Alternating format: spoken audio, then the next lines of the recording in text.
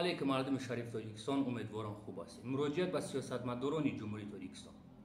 ما مردم شریف تاجیکستان از شما باوری داریم که به داد ما مردم میرسید.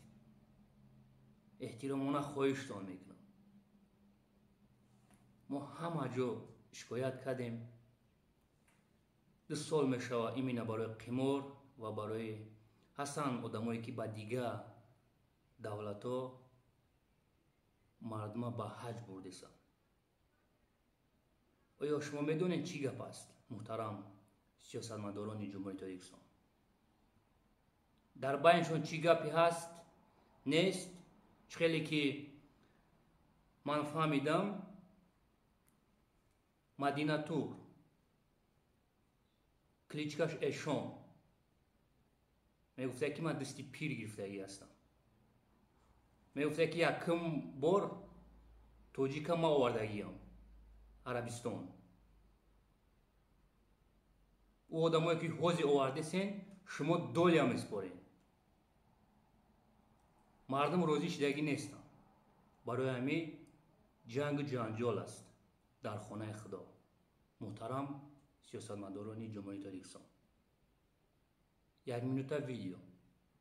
شهرت اینا همون شهرتی که نون اما که مرا خورد دما اینا پرابلم که بود گو اینم شهرت اینم شهرت هم برادر کی برادر میگفت کابرا میگفت اینا برادری ما نون اما که مرا خورد اینا زنش اینا شهرت اینا خدی زنش اینا شهرت با میگی اویا زن داره اینا خودش زن میگیره اینا خودش اینا زنجلوب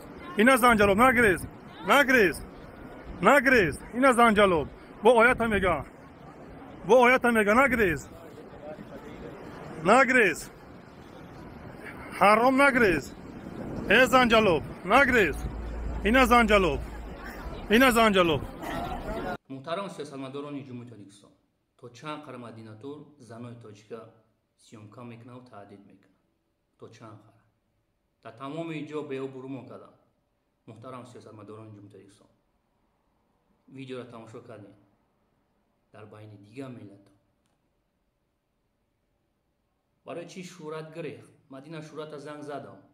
شهرت گفت که ساق و فیوب نمیخواستم جمع شوم، نمیخواستم دیگه ملتو تماشا کنم بخندم.